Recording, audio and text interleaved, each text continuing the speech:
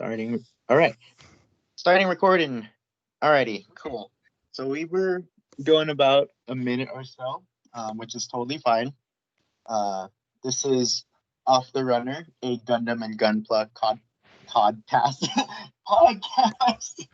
Good one, Marvin. That's good job, This is sir. Off the Runner, a Gundam and Gunpla podcast. There we go. It has been a hot minute since the last time all three of us were together. As always, I am your host, MVious Cosplay, Marvin, and joining me is... I'm DJProvoke, Gilbert. I am Bucket Knight 359, Edwin. Cool. Edwin, how have you been, man? It's been a while. Yes, it has been. These things are every 2 weeks, huh? I've been good. I'm rested. I have been at home because, reasons and stuff. And I miss Korean barbecue, and that's really about it. Same, dude. Yeah, the withdrawals are real. We were trying to come up with like a story, like a funny, cool story as to why you were like not there, but in the last episode. Oh, I can do this. Someone dropped a colony on my house. That work? Dang, dude, how'd you survive? Did you dig underground? Yes, it was some magic involved, and then I met this series of underground moles, and I befriended them, and then I became their king, and then I led them to victory against the other mole people, and then I tried to take over more, and then they kicked me out, and now I'm here. Oh man, that must have been cool, but it's good to have you back. Yeah, well, it was like a fun 24 hours. We got a lot done. Oh man. Oh, that game that you got, the Super Robot Wars game that you was it, or Gundam G Generation? How's that? SD Gundam G Generation Cross Race. God, that's a long name. Yes. I like it. It's the first Gundam game I've got in a while. It's oddly addictive. It's like one of those games you get and you're like, oh, this looks fun. And then you're playing it and you're like, okay. And then you find yourself, you keep coming back to it. And then, especially when it's a game of a fandom that you really like. So you just keep coming back, and the suit design is good. Even for SD, even though the Gundams are SD, which is super deformed, they still look really good. I mean, you've seen the videos I've sent you. Yeah. The animation's good. It's more of a strategy type game. If you ever played Super Robot Wars, you have a grid, and then you move your suits to engage other enemy units, and then you can choose to either just attack them and destroy them, or you can attack them and play the cinematics. And so I think that's really cool.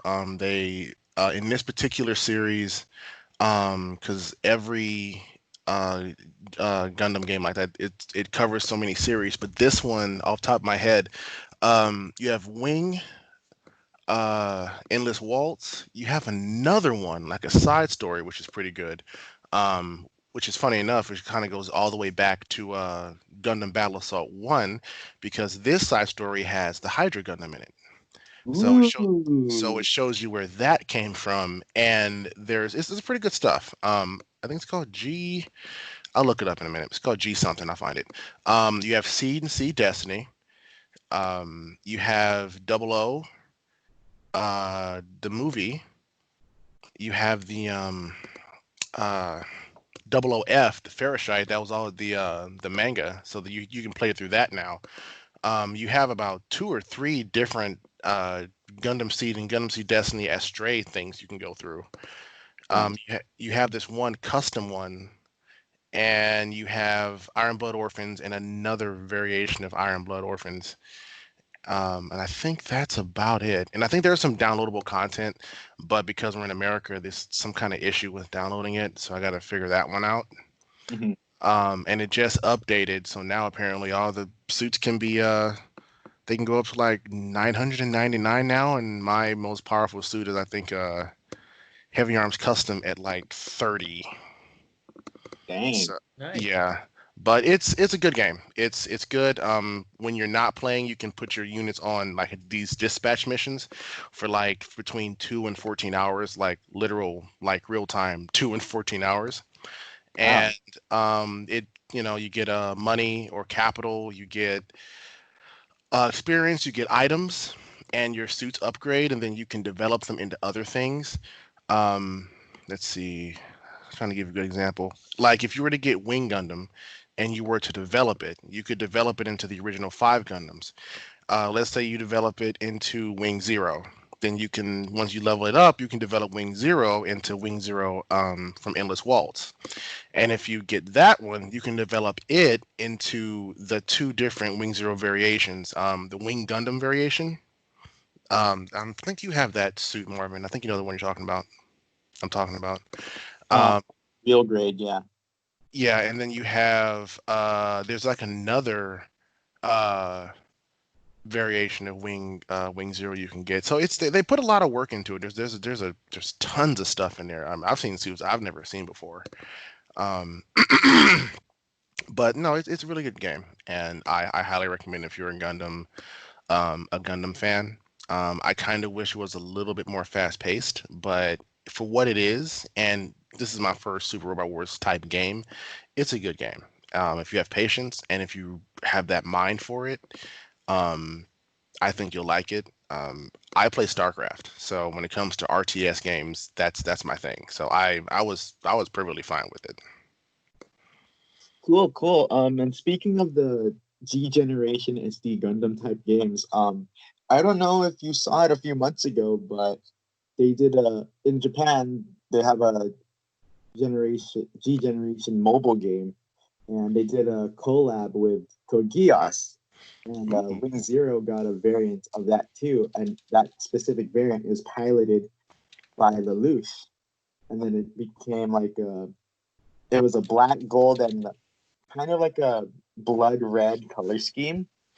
Yeah, I actually, you know what, you're right. I do remember seeing something about that. I just saw it in passing a few months ago. I didn't think anything of it, but I was like, yeah, that's cool.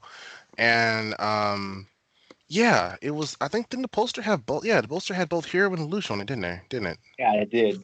Yeah, I remember seeing it, and I thought, oh, that's awesome. And I was like, that's great. And I figured, oh, it's probably just in Japan, so I'm not even going to worry about it. Uh, Um, but that was good. the Oh, color another. scheme looks really nice though. I remember it did, and I'm kind of gonna look it up right now because now I'm curious. Oh, another thing about the game is you can also use warships, so you can actually land your units on warships, move it up, and then literally just sortie them out. And they have warships from practically every series. Nice. Oh, So you could get if you unlock them, you can get Ptolemaeus, you can get the Minerva from Destiny. no You way. can get the Archangel. They have all of the base. Like right now, the main ship I have right now is the upgraded ship. I think the Earth Federation uses from Trailblazer. If you ever look it up, you'll see it. But that's the one I'm using. Um, oh, matter of fact, you can even get the high speed Oz carrier, the blue one. Okay. So it's And actually yeah. So warships, that can kind of segue into one of our subtopics, and that is upcoming releases from Bandai. Bum Uh, bum bum. yes. and Get your especially wallet with the ready. COVID-19 stuff, start slowly open up again with shipping. Um, this specific release is a kind of not by Bandai. It is by Mega House, and it is a action base for Zeta Gundam related kits, and it is the Mobile Suit Gundam Realistic Model Series Z Gundam Argama Catapult deck. Oh, that sounds cool. Yeah, So it's like I'm a almost like a diorama, like a accessory then to your Gundams then. yeah, it's like it's the little stand that they're on before they fly off. That's pretty dope. Yep, I was thinking hanger is the actual catapult. yep, the Oh, catapult okay, Argama, that's awesome. That's cool. I like that. and it is perfectly scaled for high grade 1 to 144 scaled Zeta kits. Nice. That's a bit pricey for a stand though, so I'm not gonna get it. What's the price on it? $116.99 off of Big Bad Toy Store. Oh wow. Yeah, I have bills. Yeah. A high grade base, but then again, it's Mega House. Their paintwork is phenomenal. You're mostly paying for the paintwork. I mean, the thing is that as much as I say I have bills, I'd probably still buy it. I'm not even going to sit here and lie about it. I'm going to buy it, then I'm going to have buyer's remorse, and then I'm going to be like, okay, at least it looks nice. Then my power goes out. It's like, ah, crap. And then I'm just going to be like, well, crap. Now the power's out. Now I can't even see what I bought. So, yep. And on the little note of buying things that you might regret later, I'm really on the fence with this upcoming. And I love, but I will probably regret it. What? Whoa. What's up? I'm hearing lots of stuff on the mic. Wait, That's odd. sorry. That's my fan. It got a little bit hot in here. I'm sorry. Did you want me to turn it off? Are you still hearing the fan right now? I can. Anything. I can. You can? Okay, I could turn it off. That's fine. All right. Yeah, it kind of felt like you dropped your phone down a flight of stairs and it kept going. All right, I'll just sweat in here. That's it. So what was I saying? Oh yeah, another upcoming release from Bandai. I did post this on our own Facebook chat, and I really don't know how I feel about it because, well, for one, the cover art they have so far, it's just a black and white image. There's no color, but it is the Master Grade Wing Gundam Zero EW version Katoki. So it's like, what's gonna be new about it? We don't know yet, but I'm just gonna assume it's gonna be like the real grade Wing Zero Endless Waltz, but just Master Grade scale. Yeah. Because that's basically what the Katoki kits are basically with real grade, but just, small. Okay. So I'm on the fence. I'm really on the fence because I don't want to open it up and be like, oh, it's just a big real grade Wing Zero Endless Waltz. But we both know, Marvin, that you're still going to build it and you're still going to put it up in your room. And as much as you're going to say, oh, it's only this, you're still going to stare at it and you're still going to fangirl over it. Maybe. Maybe. Alrighty. Going down the list here, I'm on Premium Bandai right now. And these two kits, four kits you might be really interested in, Gilbert, because there are let's see, 1, 2, 3. 3 of them are Master Grade, and 1 is High Grade.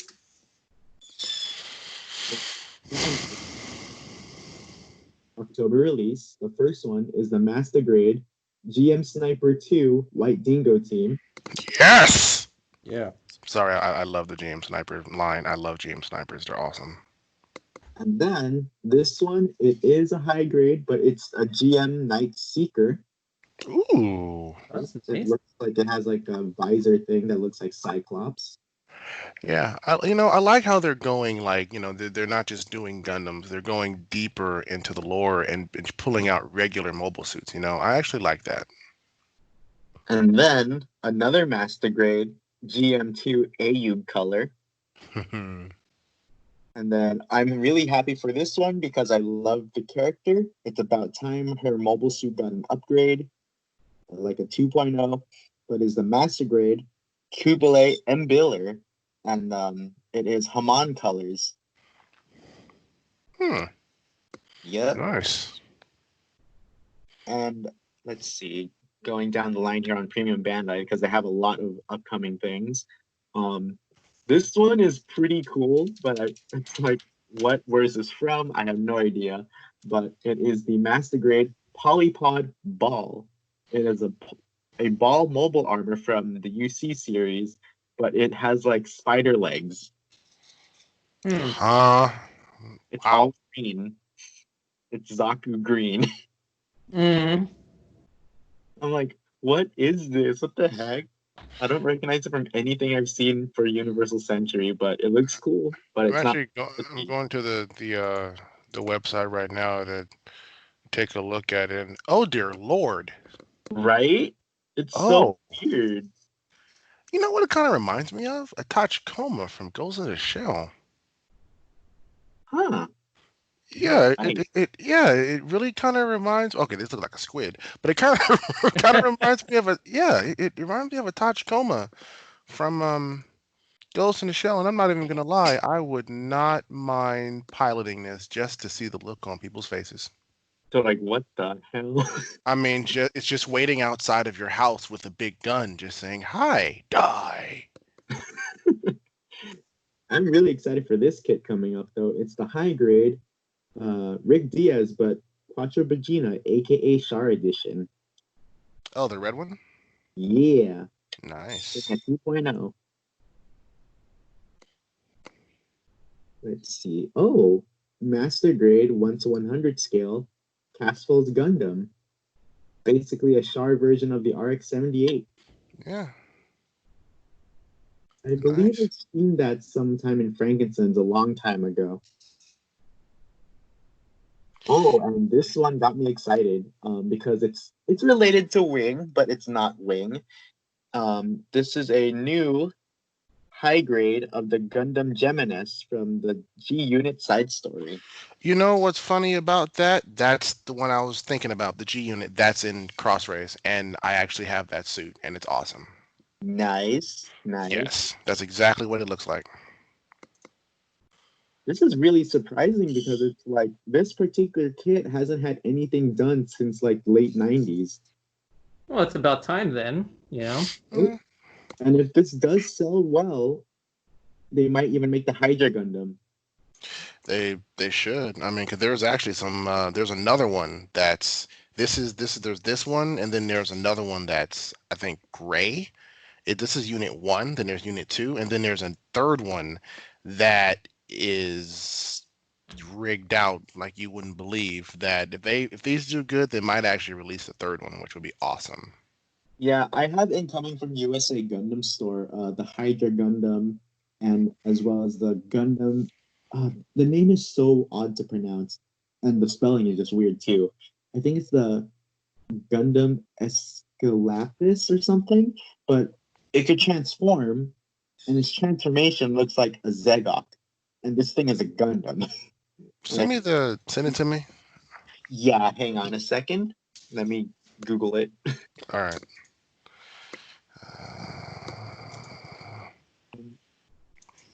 Gundams and names, yay! Purple and white. Hang on a second. I will send it into our chat right now. That's the name. Ah, yes, I have received it.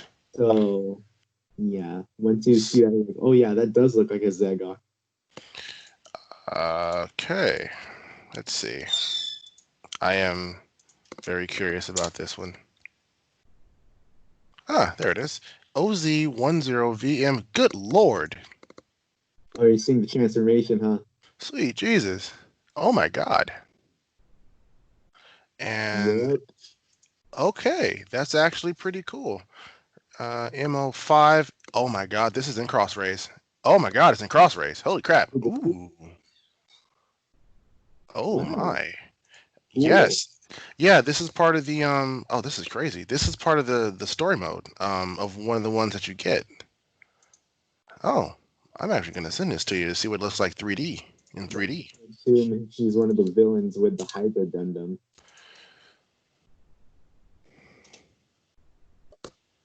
Oh, cool. Yeah, it's really not. Yeah, this is wow. I didn't even know this thing was actually in there, but I approve of this. Nice. I really do.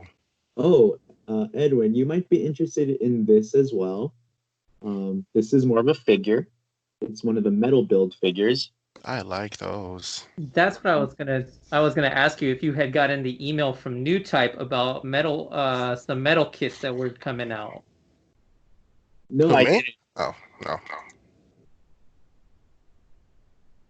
But the build This metal build kit on Premium Bandai is the metal build Gundam Astray Gold Frame Amatsu Hana. Is it the black one? No, it's all white. Ooh. It's white and gold, and it looks beautiful. Edwin likes this. $260. Oh, sweet Jesus. Okay. Well, November 2020. Pre-orders are open now. The one from New Type. So good. The one from New Type that I saw is the metal build Astray Red Frame, and that one is $324.82. Dang. Yes, it's getting real, guys. Yeah. But so I was like, okay, well, it's metal, so of course it's gonna have a higher price point. But then in the description it says approximately 7 inches tall. I mean, if I'm gonna pay the $300 price point, this thing better be big, the 1:60 frame, scale. Yeah. And this is probably the 7 inches. That's the size of a master grade or so. Yeah, about that. That's what put me off with putting money down for that Wing Zero Snow White edition. I'm like, this isn't even like a perfect grade size. This is master grade, and it's like asking for nearly $500. Yeah. This is not worth it for me. If I'm paying that much, I want something big. Yeah, exactly. Well, the thing about it is that people will buy it. I mean, especially in Japan. I mean, it's big over there. Yeah. And I mean, it's their thing, and hell, it's my thing. It's your thing. It's all of our things. It's just kind of what they do, and it's cool. And I mean, you have people here buying what? You have model cars, model planes, all kinds of other stuff, and this is this is what they do, and it's just going to keep going up and going up because the intricacy, the time it takes to build and customize these things. And hell, I remember when when you bought a suit, you built it, then you're like, oh yes, now you can rebuild the frame too, and then put the armor on. And it's like, oh, and it's like it just keeps going on from there, man. Yep. On the very affordable side of things, though, if you guys are familiar with the Gundam Universe action figure line by Bandai, they currently have 2 more figures coming out. They're around the size, a little taller than Marvel Legends. They have the God Gundam coming out. Ooh. They have the Tall Geese Mark 1. Okay. And let's see, the other one coming out is, I already put this on a pre-order for sure, because when the news came out for this, I was like, oh my god. So it is Wing Zero Endless Waltz. Nice. And the wings look beautiful from the pictures that I see of the prototype. It's like a pearl white on the wings. Oh. I'm like, it's pretty in pearl white. That sounds very smexy. It does, but sadly, from my understanding, there is no beam saber. It's just the twin buster rifle. I can live with that. Yeah. Oh dang! Apparently, this is a problem across the board with this line. Is it what? It's a recurring problem with the lack of beam sabers across these figures. Really? Huh. Yeah, apparently the only ones that have beam sabers is the RX-78-2, the Unicorn Gundam, and of course Death Scythe, because its main weapon is a beam saber, basically. Yeah. But aside... Understandable. It boggles my mind that they went with the Tall Geese right away. I would think that they would put Epion as their first villain figure. Oh wait, no, their second villain figure actually. And the first villain mobile suit figure that they put out was a few months ago, and that was the Unicorn Banshee. Maybe they just want to test the waters with it. But then again, the Tall Geese is a very popular suit, so they might do it next time. Yeah. If you're a Zex fan, you'll get both of them. True. I keep looking at this ball. The crab ball. Seriously, I don't know why, but I really like this. I don't know Dopey. why. It really is. It I don't know why. It just maybe I'm just a sick man, but it resonates with me. I mean, if I mean, Face hugger mobile, but as a mobile suit. huh? It reminds me of a face hugger from Alien, but in mobile suit form. Seriously, like I just imagine I would get this and I'd get like maybe the RX-78 and I'd build it and I'd take the pieces off and just have this thing just show it like a diorama of it just ripping the thing apart. It'd be hilarious. Make it a horror movie. Seriously, it's like, it's like you thought he was gone, but he's back. The ball. The ball. Oh. You know what? With nothing to do with everything going on right now, I think I might actually like record some type of horror monologue for this thing. Yep, I'm doing it. Yep, that's what I'm doing. I'm working on it for 2 weeks and I have it ready by next week. In 2 weeks. Yep, I'm doing it. I'm gonna make like this horror thing. Alrighty, moving on from upcoming kits and figures that we want from Gundam. We'll do a little recap of this from the last episode. Hathaway's Flash becoming a movie. Interesting. So, Edwin, are you familiar with the manga Hathaway's Flash? The manga, no, but I saw the trailer and I read some of the synopsis for it. Yeah, it's not a happy ending. Yeah, it's not. I haven't watched it yet, and I want to see how they do it. I was surprised when I first found out about it. Like Hathaway, I'm like, what the crap is Hathaway gonna do? Like seriously. Exactly.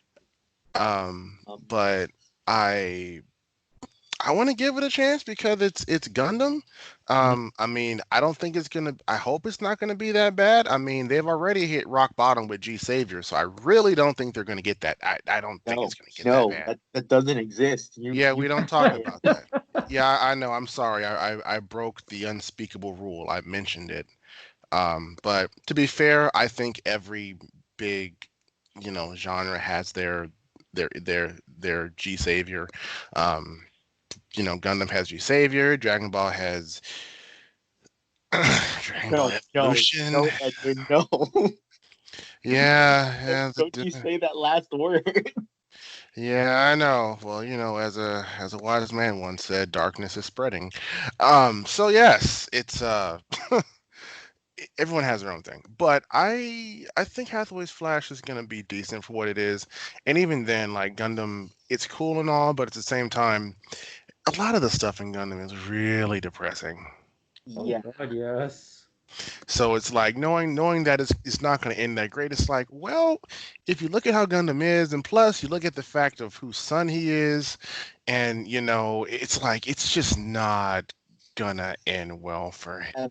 Yeah. He did in Char's counterattack. Hmm? Like really, like Hathaway got in the way of a war that he shouldn't have been involved with.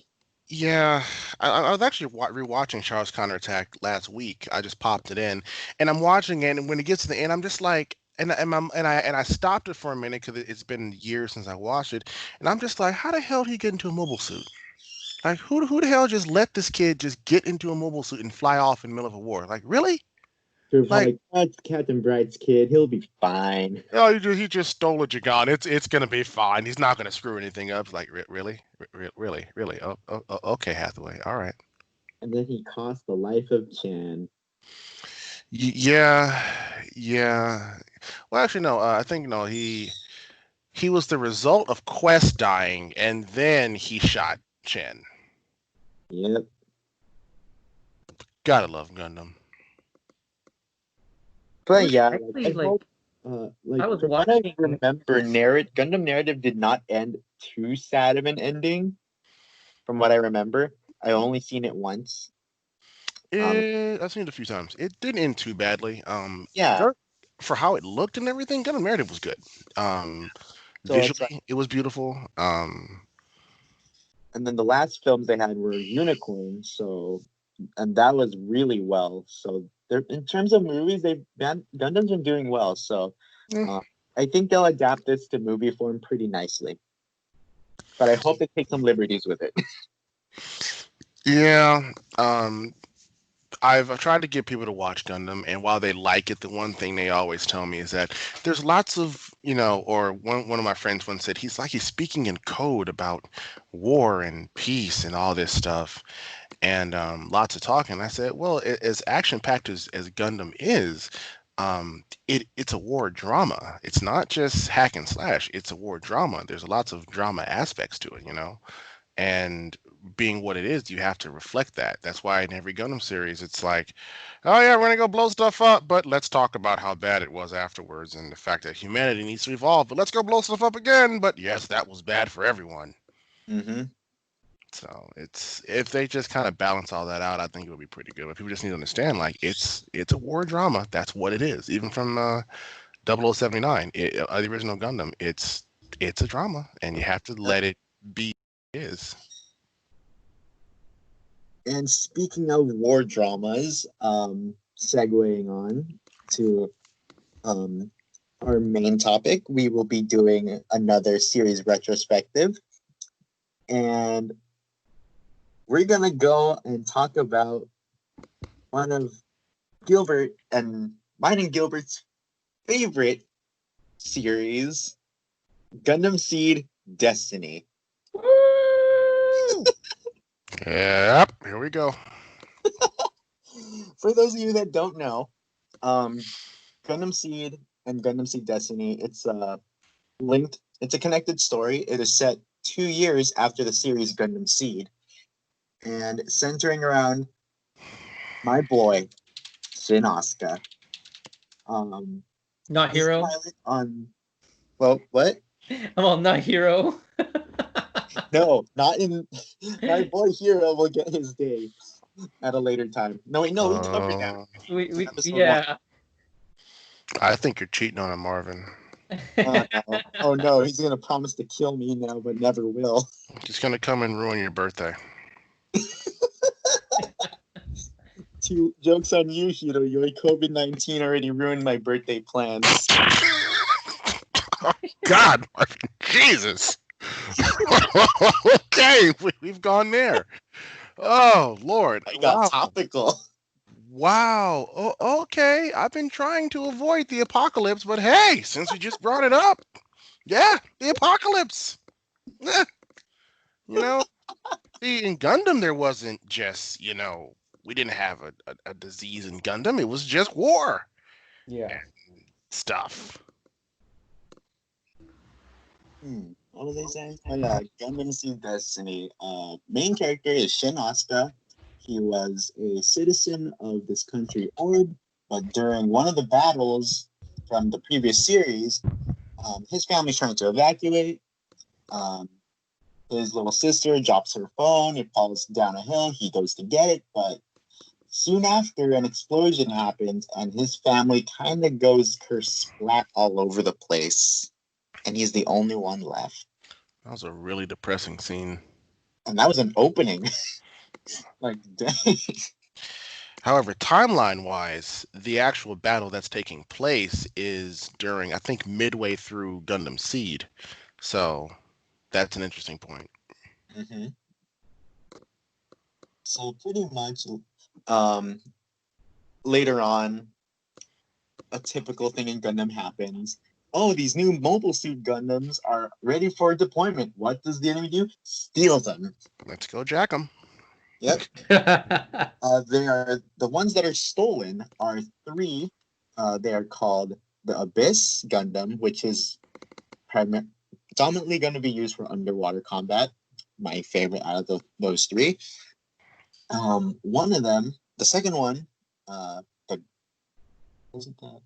Gaia Gundam, which turns into not a Zoid,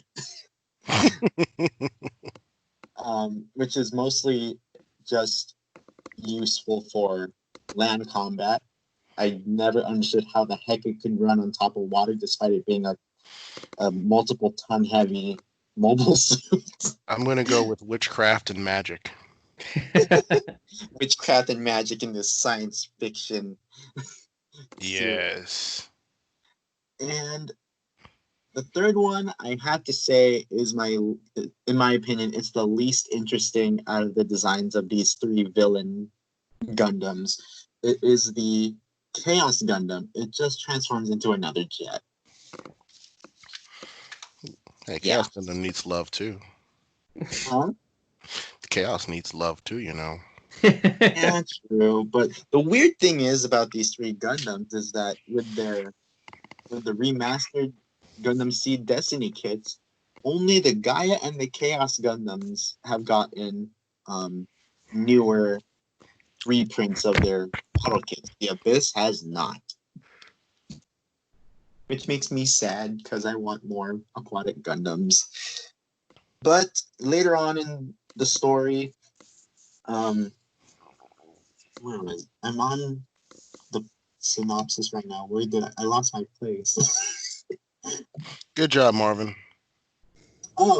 Chairman Gilbert Durandal, who in the Japanese one is voiced by the same voice actor of Shard Aznavour, which made me happy.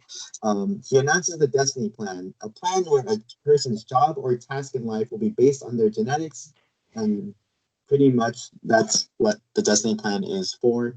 And he uses the the Requiem, to destroy anyone who opposes this plan. By that point, Shin is kind of the villain. And Edwin, you know what? Let's have you explain what happened, why this is, because I don't want to talk about this character. Oh, you don't want to talk about Gundam Jesus? You don't want to talk about Gundam Jesus at all? Oh, poor baby. Gundam Jesus in the house today. You know what, Gil? I haven't forgotten about you and your Zaku mess. All right. All right. Last time I was on this thing, it was about that mess with that Zaku. I haven't forgotten about that. I hold a grudge too.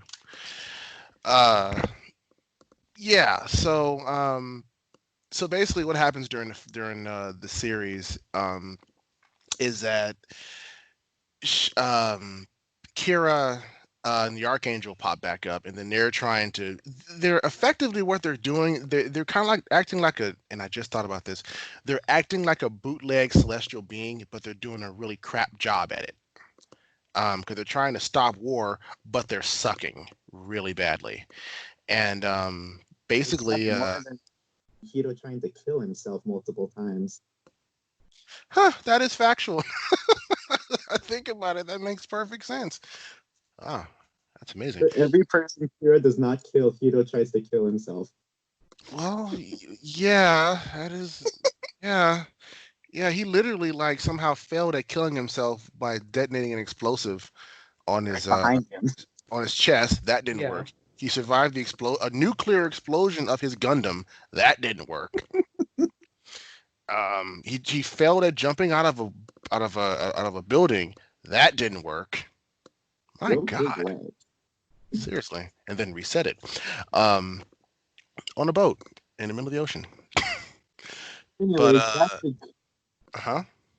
back to Kira Yamato.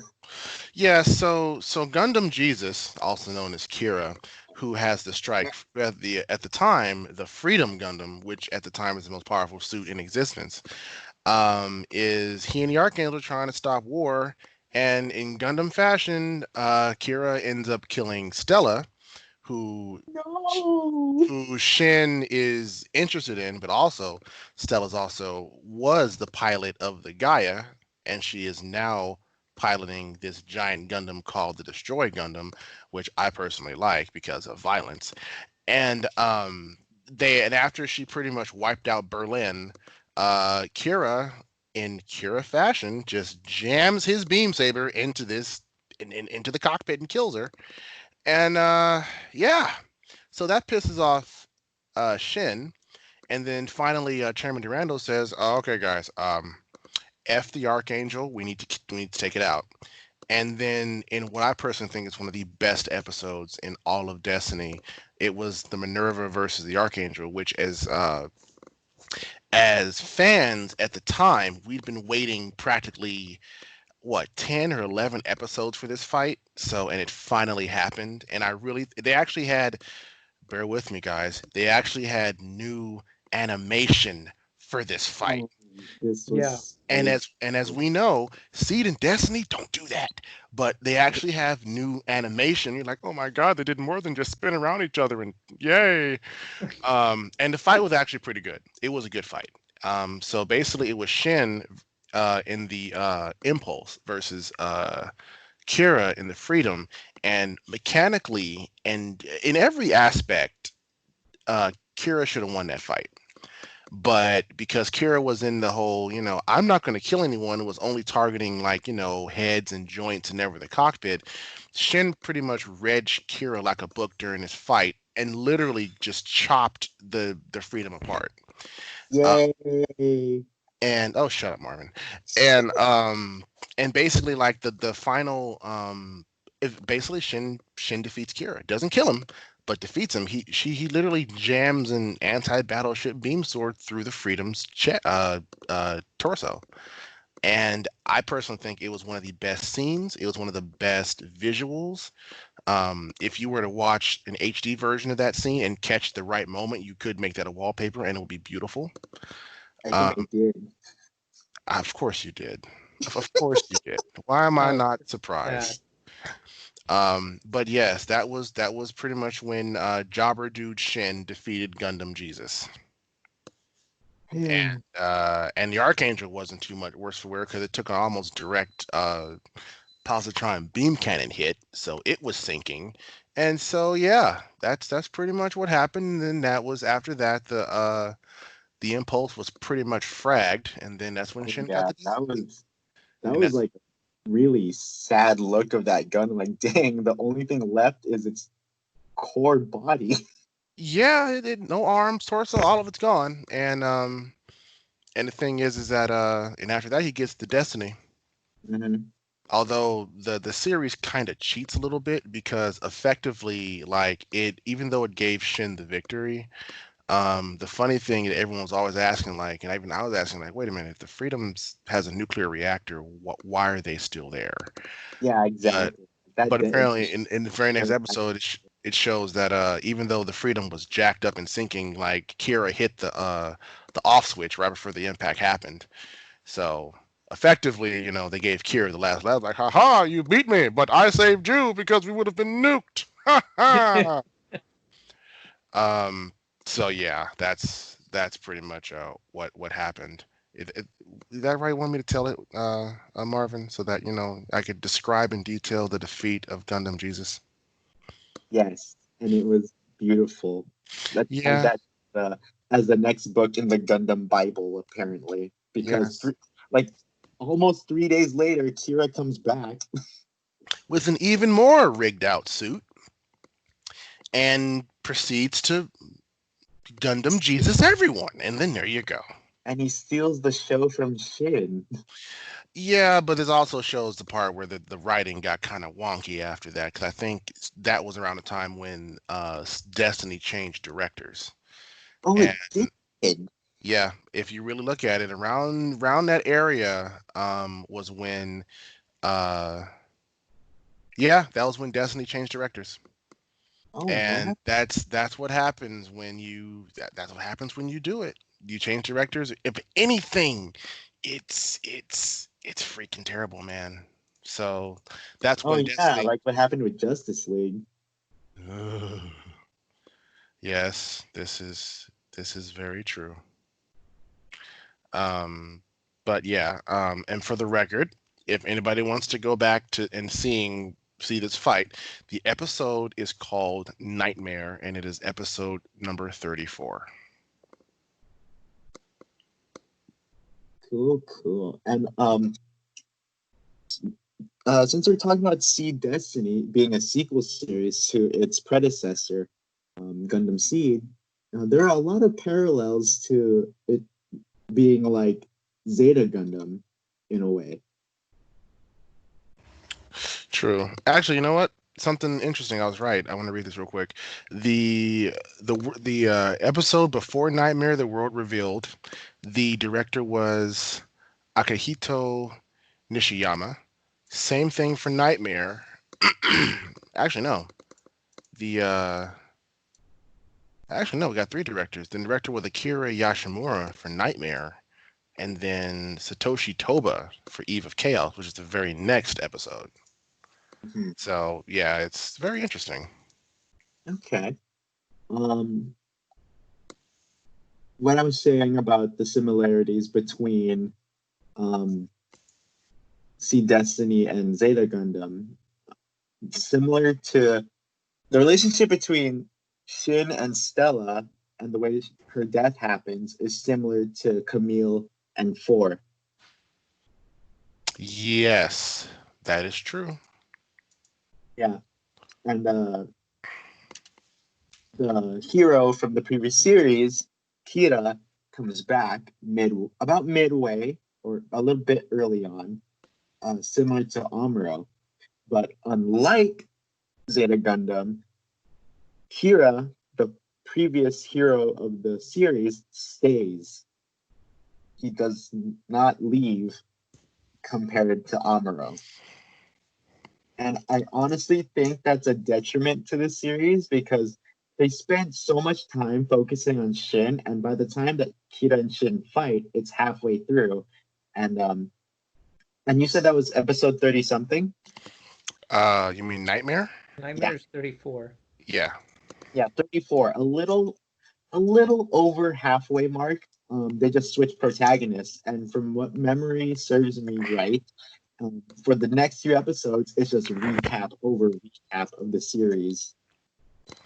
Yeah, and it went. Yeah, it the the. It's funny. I know this because I'm actually playing through Destiny right now in the game.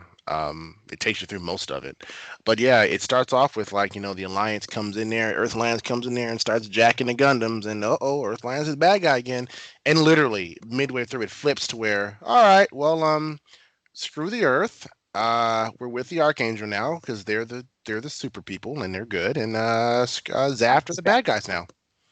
Again. Yeah, and after that, it was just like you don't really see the Minerva too much, and then Minerva just keeps getting owned, and eventually the end comes, and it's so one-sided, it's not even funny. Yeah. It's not even fair. It really isn't. It's really not. Like if you watch the last 2 episodes of that series, what happens to the Minerva and the team is so wrong. It's great to watch, but it's just not right. Yeah, Gundam Jesus comes back with a mashup of the new Gundam plus the Wing Zero Gundam, and then just royally wrecks Shin. No. It's Othran in the Infinite Justice that wrecks Shin. Yeah, Shin Rex Ray. Yeah. Yeah, and then I think and then Atherin and Mu, the new reincarnated Mu Laflaga wrecked the Minerva, and then that's about it. Yeah, and oh my god, I think you guys saw my comparison meme pictures that I sent of Chairman Durandal and Kira inside the throne room, basically. You guys saw Yeah, I that? saw it. Yeah, I saw it. Like literally, like when he spun around in his chair, that was so Emperor Palpatine. It was like, yes, you want this, don't you? Use your anger. Yes, strike him down. Do it. And then it was Ray that struck not Kira, but Durandal down. It's like, I did not see this coming. Yeah, because I have to say, when it came to Durandal, you could tell something was off about him, but he was acting real good. He was acting nice. And then when he gets a hold of that weapon, he's like, all right, Rico, nuke it. And that's how we just get from there. I knew, like right from the start, there was something off about Durandal. I was like, this guy with the long hair, yeah, he's bad. Yeah, like, you're. I feel so stupid because I bought into everything he was saying. No, the long hair is the giveaway, bro. I mean, you look at him, it just screams, he's the devil. Yeah. Then when I realized it was Char's voice coming out of that man's mouth, I'm like, oh no. Oh, side note, going back up to I know, I think the first or second episode we did, I mentioned the voice of General Septim. I'm glad you understand what I was saying. I knows too. just that voice, just it's like, God, man, really? Like, It's like, what did the director think of that voice? Like, that's perfect. Let's go with it. honestly, when I go back to work, since I have so much time on my hands now, I was really thinking about just trying to master that voice and just talk to people in it and just see what happens. I might go to work one day and do that, and I might not come back home. But I might just do that and see what happens. Oh my god! If I see you when you're working, you better do that voice. I might just do it, or I might just go to be like, "I'm gonna take your order." Yes, I would like a large hot dog and large order of fries and a large drink. Sir, are you okay? Yes, I'm okay. This is the way I talk.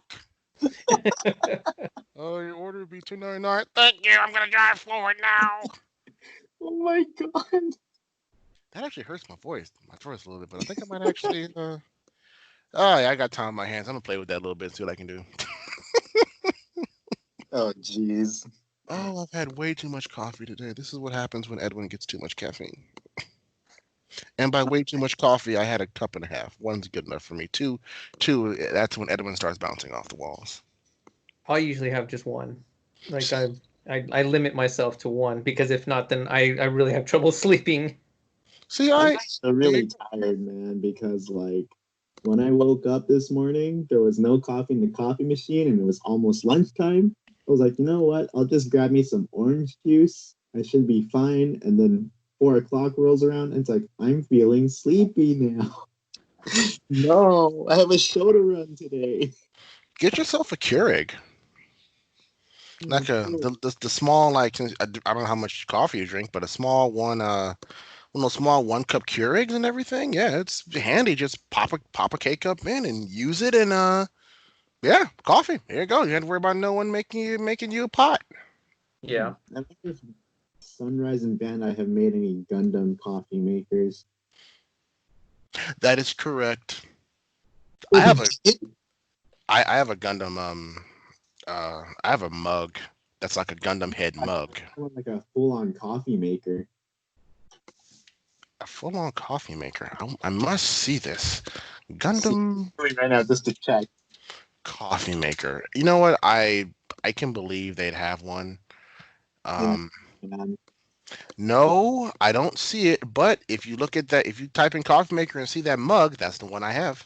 Oh, that's the mug. Yeah, I see that. Yeah, the one that opens the top. I have that, and it's awesome. The RX-78. Yes, it's so cool. I might actually hit eBay and look for any of the Gundam Cafe mugs because I swear I think I've seen a winged Gundam like coffee with the face on the side. Probably. My God, there's a Hello Kitty Gundam. Good Lord. No, there was a crossover. There actually was a crossover. Now that I think about it. What's that going on right now? Apparently. Huh? There's apparently a collab for it right now. Gundam, and you know what?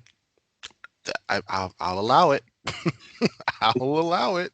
Google Images, Edwin, with the Gundam coffee maker results. There is a Zaku teapot. A Zaku teapot. Yeah, it's all black and it's I see it. It's like herbal. That's great. $519. Yeah, that's great. Oh God, no, never mind. What? Yeah, it's an iron teapot. Yep, that loosened up my bowels. Good Lord. Okay. That was I might have to go to the bathroom after this because that kind of got me right in my colon. Thank you for that, Marvin. Appreciate it. That tea will go through 3 times faster. Yeah, well, it makes tea, so it worked. It did its job. Yeah. All right, so we got through the pretty much a little synopsis of Gundam Seed Destiny. So moving on to some little questions in the series. Who is your favorite character? But since it's connected to Seed, we'll include Seed as well for this one. From Seed to Seed Destiny, who is your favorite character as a whole? Seed to Seed Destiny? Yeah. Character, not mobile suit, right? Yeah. Because we'll get into that later. It's kind of hard because when it comes to like favorite characters, because like the characters in Seeds of Destiny were cool, but you had a lot of kids and they were you know what? It's Mulaflaga. Dude, he's so cool. Yeah, Mulaflaga's awesome. He's like he came in as a badass and he went from mobile armor pilot to mobile suit pilot. You saw how he took it at Gundam in at the end of Seed. He had like the best quote unquote death. Then they brought him back and it's like he just won't die. So I mean I say Mulaflaga because he's awesome. He's basically like Slegger Law from the original series. True, minus the permadeath. Yeah. Oh, speaking of that, side note, there is permadeath in Crossrays. I almost forgot to say that. And it was not in the instruction manual. So when I lost a suit, I'm like, oh, okay. The pilot was there, and I came back. I'm like, where's my suit? And I looked it up. Oh yeah, when your suit gets blown up, it's gone forever. You have to buy it again. I'm just like, thank you for telling me this. So yes, if you ever get this game and you go into battle and you're underpowered and your suit looks like it's about to die, if it blows up, you will not have it. Meaning, if my heavy arms or my wing 0 blows up, it's gone. Oh man, I'll be devastated if I lost the wing 0. I know. I know. I'd cry like I lost it. It was my tier 3. We know. And then when you let me know, I'll just say, I warned you, but you didn't listen. But yes, for me, Mulaflaga. In Seed or Seed Destiny. For me, you know what? I had to think about it, and I like Andrew Wallfield, the Desert Tiger. Nice. Dude. Because he started out, he has a complete character arc, and then like everybody assumed he was dead, but no permadeath there. So but yeah, I like him. Okay. He's a badass. Yeah, he is. Especially for a man with one arm. Yeah. As for me, I cannot pick just one. For me, it's 2. And this one will be a surprise. He actually does like Kira. He just doesn't want to really say I it. was going to say Kira. Oh, my number 1 favorite is actually Rey. Okay, interesting. It's because like throughout the series, you saw some flashbacks of him as a kid, but you really never got what was going on. Like you would see him like little kid Rey, and then you would see Durandal talking with a previous series villain, Raul Le Creuset. It's like, oh, you would think it's like his kid brother or something. And then by the end of the series, like, oh crap, he is a clone. They went into cloning people. Like, holy crap. Like when that revelation came out, that blew my mind. I was like, yeah, Rey is the MVP of Seed at that point. Because like I was on Shin's side the whole time, but then when it had that huge like oh my god moment reveal of Rey being a clone, I was like, okay. They just went like full on like insane with this right now. There was like something shady about him where like I couldn't put my finger on it until like they started like looking at the cloning places, and I was like, oh. And the long hair and everything too, I was like, there must be some kind of connection. I just couldn't figure it out until it came out. But yeah, he was major double agent right there. Yeah. It also makes sense, in a sense of where it explains why he was just so loyal. Like he was like the chairman's like, go do this. He's like, yes, and Shin's like, I don't know, and then Rey's like, get in the cockpit, Shin, let's go. And the whole time he's just like, yes, sir, no, sir, yes. And you find out, oh, that's why he was just fiercely loyal, you know? I mean, Yeah. he didn't question anything. Like when Atherin like left, he jumped in his suit, and then Shin was trying to talk Atherin down, and Ray was like, die, die, die. So yeah, it's it makes sense in the end when they reveal it. It's like, oh, okay. Yeah. Oh, Kira was pissing his pants when he said, "I'm Raul Le Creuset." was that a gratifying moment for you to see Kira actually like on the defensive? Yeah, I figured. Yeah, I figured. it's like, oh, Kira can do no wrong, and then he shows up saying, "I'm Raul," and it's like, oh shoot, what the heck? How are you here? Yeah. But yeah, like in anything though, seeing the hero like become afraid is like a very good like writing choice in my opinion. If it's so overpowered, and all of a sudden, like, oh shoot. Well, yeah, because Raul, I mean, Raul was, I think, I can honestly say one of maybe only, and I mean a small handful of people that was able to give give Kira the work in a fight. Like that fight went back and forth. It wasn't one sided. Kira almost lost.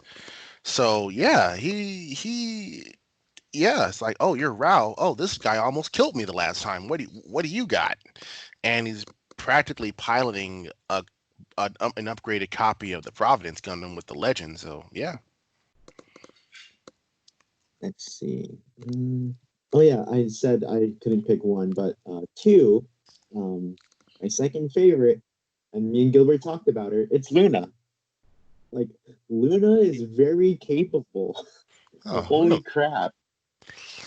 yeah, she's like the girl that's like she's a sweetheart. She's like you just want to be her friend. But yeah, like, and she's basically for most of the series she pilots basically Char Zaku, and she's damn good at it. One sec, hear that, Gil?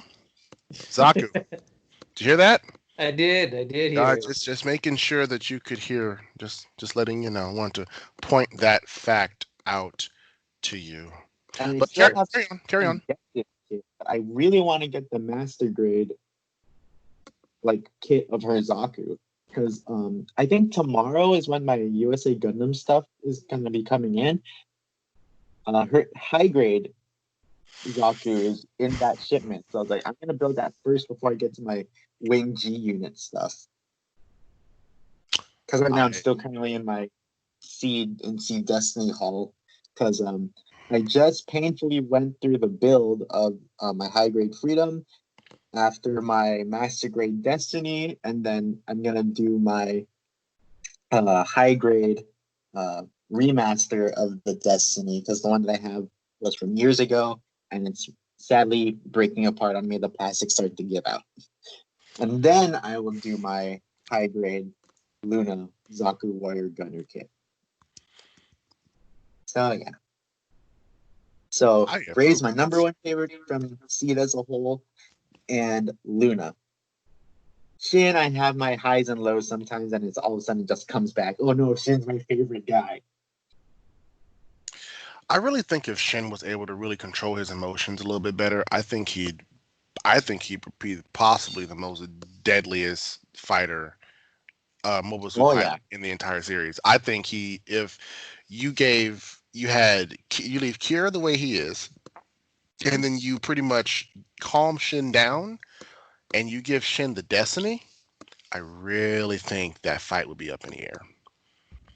I think Kira would probably still win, but I think that fight would be really close. Because Kira is Gundam Jesus. Pretty much. I think Shin would win, but the Freedom, there wouldn't be much left of it. The Freedom would pretty much be impulsed at that point. Oh, that would be a sight to see. Yeah, pretty much. Kind of ended like that, like the fight between Kira and Atherin and Gundam Seed, which was still a good fight. Oh, that was a good fight, and the fact that they both crashed into each other, like, screw this. So I'm out of power. I'm gonna blow my suit up. Okay. I mean, oh wow, they did a more successful job at blowing their Gundams and stuff up more than Hiro did. That's blasphemy in my eyes. Yeah, yeah, pretty much. They blew their stuff up and they survived. Oh, sure. So yeah. I was saying that like, oh, welcome to the club.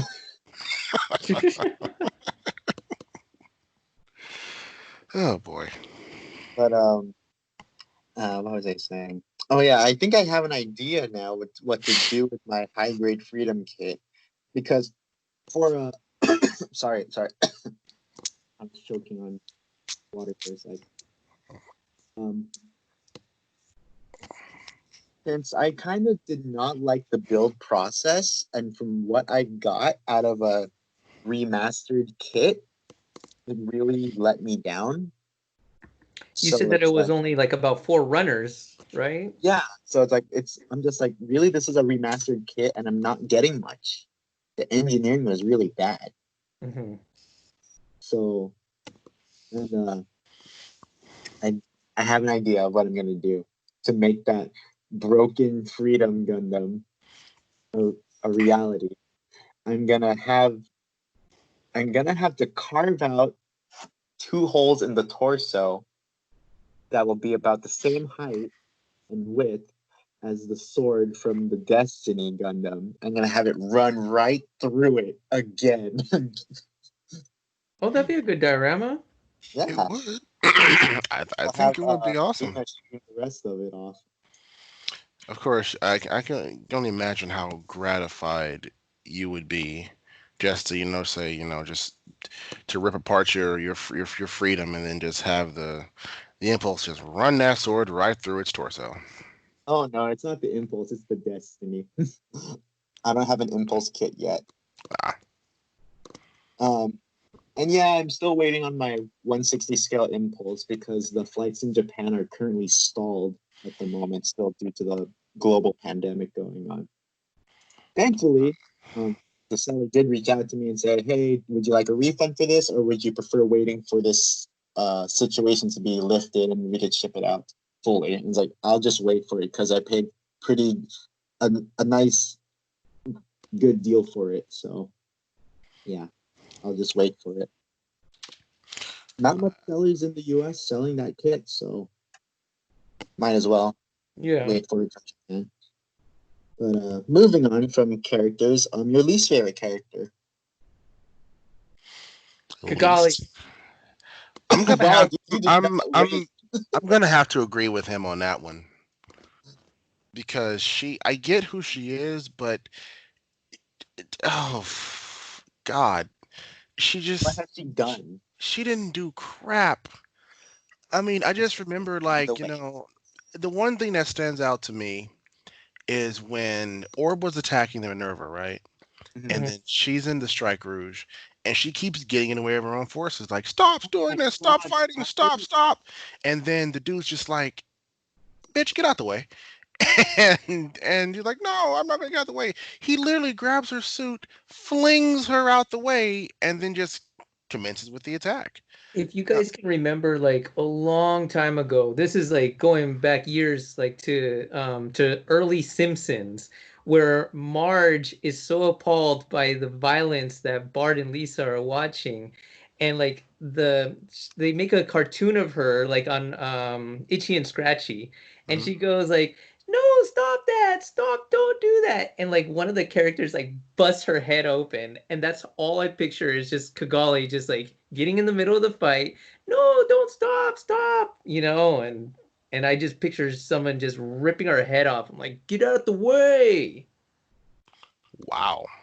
Yeah, dude, you're totally right. Like literally Kigali in pretty much Seed Destiny, and from I think Seed, from what I remember, she didn't do much but just interfere. Yeah, and her mobile suit piloting skills are subpar as well. Yeah, she's a better politician than a pilot, that's for sure.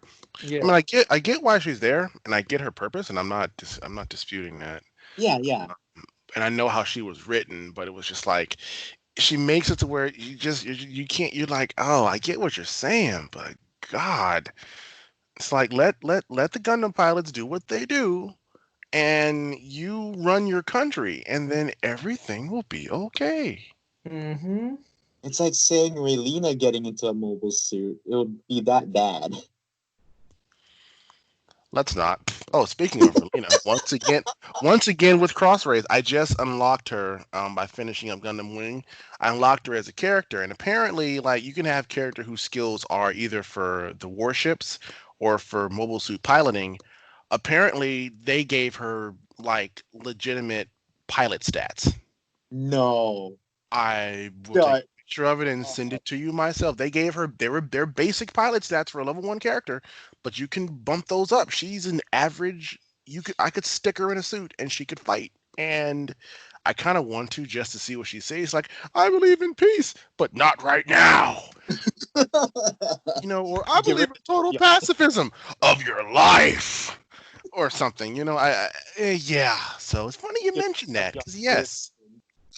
Huh? Give her the Epion, see what dialogue she has. You know what? You know what? I have the suit. Why not? Okay. Thank I will God. do that tonight, and I will send you both the video. I need to find an easy level because I'm not trying to get my Epion blown up, though. If I have to replace that, I'm going to kill somebody. It'd be Raylina's fault. I had to seriously go through hell to get the Epion. Oh my god. I am not. You know what? No, I'm going to just give her something basic. I can't risk her blowing up my suit. I can't do it. Just give her the GM. No, not a GM, but I think I might have like a Union flag I can give her. Yeah, I'll do that. Yeah, just give her a Union flag. No one actually likes those suits. Yeah, or I could just oh, screw that. I like the flag. I'm giving her Rialdo. There we go. We'll just do that. Man. Speaking of her, so last episode, Edwin, Gilbert and I talked about our favorite female characters in the whole franchise, and I jokingly said the best one is Raylina Peacecraft. I almost hung up. Oh, Jesus Christ. Joke. That's a terrible joke, Morgan. Edwin was here on the call, and then he heard me say that before he said it's a joke. He probably would have just hung up on the call right then and there. Well, I mean, if you consider the Gil's overly incorrect and offensive opinion of the Zaku, combined with a statement like that, yes, I probably would have hung up because I could not have taken anymore. I would have actually just been like, you know what? I think I'm done, and I probably would have at some point visited both of your houses in the dead of night. But yes. Okay, so Gilbert said his least favorite character in this series. Who's your least favorite character, Edwin? I'd have to give that some thought. I mean, in any Gundam series? Just in the Seed universe. Filet. Oh my god, she's a total nag. Filet character died. Filet served no purpose. Except to complain to Kira. The only thing Filet did was deliver the specs for the N-Jammer Canceller to the Earth Federation, which allowed them to develop nukes that could blow up the planet. That's it. That's all she did.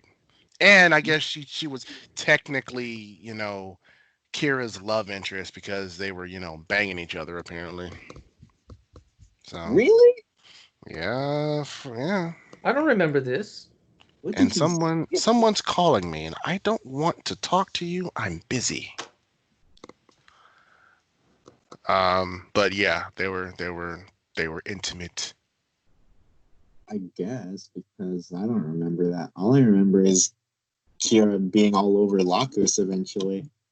Yeah. Well, that was when they split up. Because Kira was all over Lacus, and then he and Lacus practically got together in Destiny. Obviously, because Flay died, but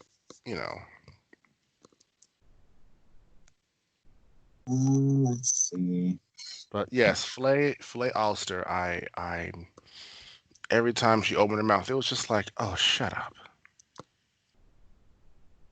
Let's see here. I'm trying to remember. So My least favorite character. In all seriousness, though, about the whole Seed as a whole, it's Lord Jibril from Gundam Seed Destiny. Okay. One of he's like the head of the military group Logos. Like he's like he's the money guy running the whole entire Blue Cosmos and all that. Oh yeah, Lord. Yeah, he was behind the whole thing. Yep. I was so annoyed by that guy. Man. if you look at some of like the screenshots of him, he almost looks like a young version of Lord Voldemort. He has like practically no nose when they draw him. And like a very thin, wide smile. And then I was like, yay, Ray killed him, good. I totally had forgotten about Flay, but yeah, you're right. Like she was just so like just obsessive, and like she would talk to herself and plot against everybody, and I'm like, no, I don't like her. Yeah, and the fact that she's on the ship saying, "Oh yeah, coordinators are bad." It's like, dude, Kira's right there. Yeah. What the hell? It's like Kira's like, do you remember that I am one? Waiting for him to die to technically avenge her parents' death. Huh? She was waiting. There's like little pieces, at least on like the English version, like basically, say like there was an attack. So then, what's it called? Kira would take off, like he was just with her, and Kira would take off, and then she'd be like, yes, you will protect us, or yes, if you die, my parents will have been avenged, or my father or something will have been avenged, since like he promised to keep everybody safe. So in her eyes, she was like, well, he failed at protecting my father, so his death would be, avenging my father. Because I think her father was like a colonel or something like that died in one of the attacks. Yeah, her father was, I think, a representative or something like that. Yeah. Um, I can't even think. It was like a executive or vice foreign minister of the Atlantic Federation. There we go. Sheesh. Yeah. So basically, he was a diplomat. Okay. Yeah. Let's see. Since we did talk about the characters. Side note, she's not really on my radar in terms of favorite or least favorite. She's kind of in the middle. But I do feel bad for what's her face? The not Locus girl. The not Mia this girl. Campbell. Oh, that poor girl. Yeah. Oh, it's like she wanted to be Locus so bad. And then it's like she got the job and then she ends up getting killed. Yeah, she was like, oh, the poor girl. She It's like, came from nothing and manipulated, and that was just sad. And it was just like, Dude. yeah, we'll take care of you. Go here, kill her. It's like, She got. knows too It was much to kill her. Like, crazy. oh, no. Like the plastic surgery that they did on her and everything to make her look like Lacus Klein, I was like, oh my god, what are they doing to this poor girl? And she did it willingly too. Oh yeah, yeah, and Like, she really I believed that she find was it kind Lacus of Klein. funny though when Kira first sees Mir as Locus on TV and he goes, "What is that, Locus?" I'm like, oh. Like, what is that?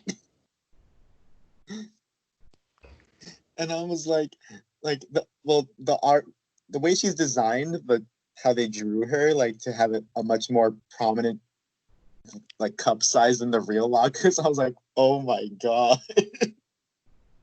Is that did the writers and director of the series hear the complaints from the fanboys of Lacus? yeah, that's how you piss them off. You either piss off half of them, and that's how you satisfy half of them. But I think that was good. I liked how they they did that basically like the almost the opposite of like, of the real Lacus, like they made an exaggeration or a, of the character, you know, and it was kind of weird how like you people would talk about her when she would be in the concerts, like, oh yeah, yeah, it sounds like her, but do you see something different about her? Like, Like, it's like, did did the singer get some surgery done? yeah, like it It was. was like that 2 years ago. Oh man, Boy. it's like the real Lacus is very nice and conservative, while Yeah. Mir Lacus is like the party girl. Yeah, yeah. Outfit wise too. So I think yeah, also in general, like if you watch like Destiny or like Seed and then Destiny like back to back, it almost seems like the directors or the writers, they really like boosted up like the sexuality of the story, oh, versus like the that first part. definitely, I think so. Like like my personal history with CNC Destiny, I was like, I haven't seen anything Gundam in quite a long time until the English dub of Seed came out on Tsunami. I was watching, and then the openings, of course, they do have those infinite moments of like see them like almost fully naked at some points. I was like, what did I start watching? Are they airing? Dude, on the actual intro, I think it may be like the second intro or something. You see that. Like, so I Yeah, was like, whoa. it's like, whoa. I might have to go back and look at that because I don't remember. It's been a long time since I was in the intro of those things. Mhm. Yeah, I check. didn't to watch it because it's like, man, the music is just so darn good. You didn't see Destiny's music was really good. I I was mean, actually reading something on Flay right now. Listen to this. In the early draft of Gundam Seed, Flay was supposed to be the Strike Rouge's pilot and used by Earth Alliance for propaganda. really? Yeah, yeah. Apparently, she's supposed to, in the early draft, she's supposed to be a pilot. That's I can't imagine Flay as a mobile suit pilot. Nope. No. And No. the propaganda thing, nope, I don't think so. Yeah, I can't do that. That's no. Yeah. But moving on from characters, let's talk about our fave mobile suits from the series as a whole. Seed and Seed Destiny. Any one. Uh, I I think there are three for me. Okay. Um, two, two, two are two I can't get away from, and the third one is going to be the interesting one. The number one would be the Infinite Justice. I've always liked the both Justices. I've always liked their fighting style, and while I think Atherin's an okay character, I've always liked Atherin's fighting style. Yeah. Especially when he depending on what suit he's in, because all of his suits have been just close combat, and the way he uses it, like you have both justices have double-bladed beam sabers, or I think they call it an ambidextrous halberd. They have boomerangs. They have beam blade attached to the legs or the ankles, or that's cool. They have like the flight packs on the back that can be used as weapons. I mean, it's an all around. It's an awesome suit. It's different. Mhm. Um, Actually, there are four suits. Funny enough. Second one, obviously, is Strike Freedom, because overall, regardless of whether you like the pilot or not, you look at the specs of the suit and what it can do. It's like, yeah, it's rigged, and yet at the same time, it's rigged, but at the same time, it's balanced. It's like the suit can do practically everything. close combat, mid range, long range. God forbid you're in space and it can use the damn dragoons. So yeah, on land and in the atmosphere, it's good. In space, it's even worse. So yeah, there's that. Um, Third would be the savior. I've always liked the savior. Well, Yes. Because I've always also me and transformation suits goes all the way back to or Wave Rider suits go all the way back to the original Gundam Wing with the Wing Gundam. So Savior is always good. I don't think we got a chance to see what it could really do because Atherin always held back. And number three, I'm sorry, number four would be the Goof Ignited. I've always loved that suit. yay, grunt So, suit. I love the Real Goof heroes Ignited. of the armies. Huh?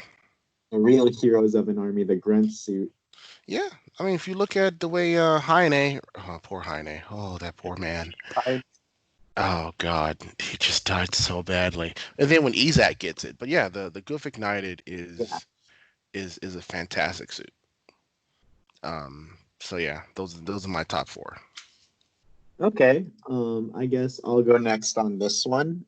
Surprise, surprise, not really. My first favorite out of Seed as a whole is the Destiny Gundam. Oh, that's a shocker.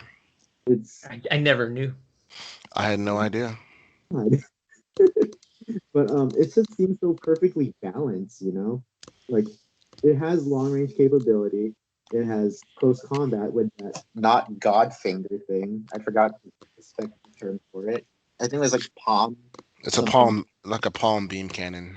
Yeah, but he never uses it as a cannon. He just uses it like the God finger, which is okay. I guess I'll let that pass. But it has the beam boomerangs, the railgun, the Arondite sword, and it has that flash system that makes it even faster and has the whole after image part to it. And plus those very pretty wings of light. The Voyager Lumineer, I believe it's called. Yes, that's the term. I can never remember these technical terms. Thank you for being here, Edwin. I try. That was my first favorite. My second favorite would probably it is, yeah. My second favorite is the Abyss Gundam because I'm a sucker for things that are water based.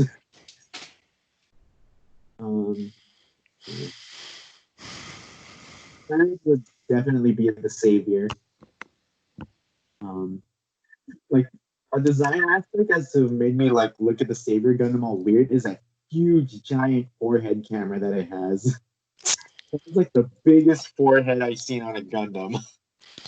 The The camera. camera.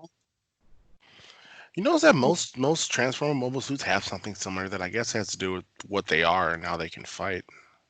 Yeah, I guess, but like, heck, even the Wing series suits like Epion and Wing Gundam didn't have a big, huge forehead like that. I mean, this forehead camera is super tall. Holy crap! Yes, my fourth favorite is the Guff Ignited, and fifth favorite would have to be the Destroy Gundam. Nice. I can approve of that. I mean, like you basically combine the Big Zam and the Psycho Gundam as well as the Zeong together. So True. Oh, as a runner-up, I'm gonna go. I know we haven't gone into side stuff yet, but as a runner-up, the Strike Noir. ooh, Okay. On that note, then my side note favorite Gundam from Seed is the Stargazer. Yeah, man, it's a good suit. Yep. All right, Gilbert, your turn. So I'll start. I'll start with the my favorite is the Force Impulse, and you can add the Sword Impulse with it because I loved just the transformation. Like basically it's just the way that if the impulse is down, or if it's running out of juice, then let's transform or whatever and bring out the other like packs on it. But mostly like on the sword, when he, because the sword is the first that we see of it, and when he comes out, that badass like double beam is just ready. I love that. Amen. Yep. So then my other one, of course, Literally came in. what's up? Introduction. What was that? Shin literally came in swinging for his introduction. Oh yeah, yeah. He made a name for himself right there. Yeah. The other one, of course, is the Strike Freedom, and I have to disagree with something that you said, Edwin, that you thought he was like overall like a balanced Gundam. I like him because I feel he's overpowered. I'm rooting for the hero on it, and it's like, yeah, when he's coming in, it's game over for everything, because everything that he's bringing to the table. That's why I really like it. So Going on technical aspects, like, for, and this is, I thought about it since the last time we talked, and the reason why I really don't like the Strike Freedom, it's because it's so overpowered, and the Dragoon system has no flaws. Like, sure, like Bringing up, for example, the Wing Zero, and by extension the Wing Zero Custom, as well as the Epion. They are really overpowered suits, but it's their system that's flawed. Not everyone can pilot it. Well, in this aspect with the Dragoon system, it makes it look like anybody, regardless if you're a good pilot or not, can use it. And with the Dragoon system, you can do no wrong in a battle. Not necessarily. Because if you look at about the Strike Freedom, is that it wasn't necessarily finished by the end of Seed, but when I guess I forget what Lax's organization was called, but they built it and tuned it to Kira. So I don't really think anyone could have piloted that suit because of who Kira is, and they tuned it to him. Yeah, that's kind of how I look at it. yeah, like if something has no flaws, then it's like I can't really get on board with it.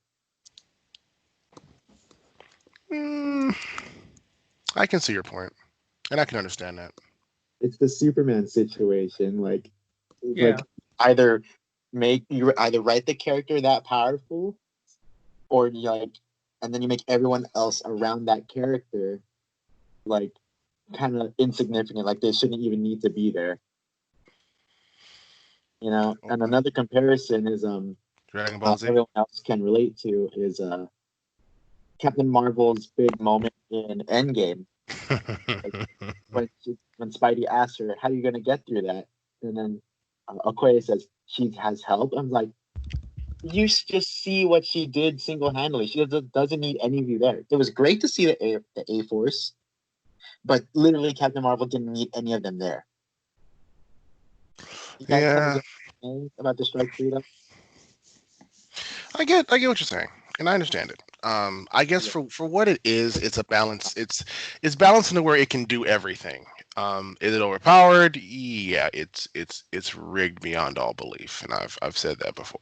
But you're not wrong. Literally the only way to really destroy that suit is to outfight it. Mm-hmm. Which only maybe 2 people in the entire series could even have a shot at that, and that's Shin and Atherin. True, yeah. But is it my turn yet? No, you went. I just went right now. I named the 2 that I liked. Yeah. Oh no, I was just adding a side note to what you were saying. Okay, yeah, I remember now. Sorry guys, kind of sidetracked there, but yeah, because of that reasoning, my least favorite mobile suit in Seed or Seed Destiny would have to be Strike Freedom because it just seems too perfect. Understandable. Okay. Let's see. Oh, the last note for our retrospective. like we said earlier, it was the fact that Seed Destiny had a lot of problems with recycling animation, especially during the battle sequences. Yeah. If you were to watch the series, whenever they would be in a dogfight, they would pretty much show the mobile suits like always doing like a diagonal fly down the camera or the frame, and they shoot each other, and then they repeat it. And sometimes within the same battle, they'd have it going one direction, and then literally 10 seconds later going the opposite way. They just flip it. With that being said, it makes me wonder if some of the dialogue is being also repeated, like just basically recorded once, and then they could just use it on a soundboard. Like a lot of like the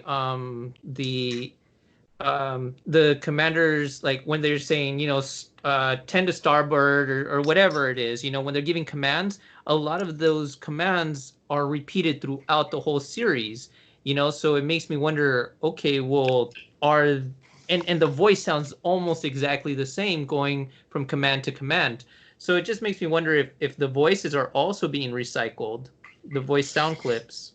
I wouldn't be surprised. I mean, giving a basic order like, fire, pretty sure that's, recycled. Yeah. So, I would not be surprised if that was the case. And if you look at the way the series was done, both series were done, I can see that happening. Mm-hmm. I know a bunch of Kira's stop fighting things probably were recycled too. I can imagine. I know the HD releases were a lot better. Oh yeah. Oh, fun fact about the HD release of Seed. Edwin, when I was cosplaying as Hito at ALA 2018, did you see someone dressed in a Zap uniform? I may have. I do every so often. At a con, I see someone cosplaying as that. Yeah. Turns out that cosplayer, he was cosplaying as Authen's buddy Nico or something. Yeah. Turns out that he was the English voice actor for Nico, the pilot of the Blitz Gundam. Oh well, I'll be damned. Yeah, I was like, oh my god, no wonder I recognized your voice. Huh. He was just casually walking around? Yeah, in character. I may have, I may have a picture with him in my files. I have to check, but I may have just taken a picture of him. But I see Zaft and cosplayers at cons when I go to them, so I may not have registered it. Oh, but I can believe it. Since you kind of segued into cosplay, if Anime Pasadena does actually turn out happening in November, because we have no updates from that con yet, you may see me wearing a certain Zaft pilot flight suit. Like cosplaying as Shin in the flight uniform. Well, practice being angry, practice your angry look, practice screaming, and find a nice pink phone, and there you go. I could just go to a 99-cent store and buy a pink phone. That's easy. Yeah, so there you go. Just be a very angry teenager, and then there you go. And I need to make a replica of that necklace he gave to Stella. Oh, he did. That was just depressing. I know. He even put her in a lake. I was like, when I first saw that episode, I was literally crying. I was like, you had it. You had the situation under control, and then he had to show up. Hey, when you speak of Gundam Jesus, you speak of him with respect. Okay? Respect on his name, bro. Exactly. You respect him. No. All right? That was something else that I wanted to talk about, because I'm pretty much on the last episode of 00, and that takes the situation right there where one of the main characters is always trying to reform one of the crazy characters. Then that tends to happen a lot throughout Gundam. But I was like, I was like, haven't they just realized that, call it a loss because they're not ever gonna reform them. They always have some kind of weird like mind control over them. Just if they're dead, they're dead. So that was just my little take on it. Well, there are these things called feelings. We have no feelings here. We don't. Shame you're full of them. Yeah, and lock on had them. Lock You on have had none them. of them. It's depressing, but hey, still it was depressing when it happened. But just to hear his anguish, though, it was just like, oh, poor Lock on, Jesus, that's not fun. Yeah. That poor man. That poor man. Poor Marita. That one was very depressing for me. What, Marita Cruz? Yeah. Oh yeah, that was I liked her. She was so cool, but her backstory made me cry. Yeah, it was bad. It was just like, yeah, I'm gonna get involved with the fight between the two uniform Gundams. It's like, you don't want to do that. That was a bad idea. And well, that's what you get. Yeah, there we go. All right. We kind of paused on a sad note, so let's move on to our fun questions. We got a couple this time around. So, Edwin, if you would like to start this one, what is the series you have watched the most? The series I've watched the most? Mm-hmm. Oh hell.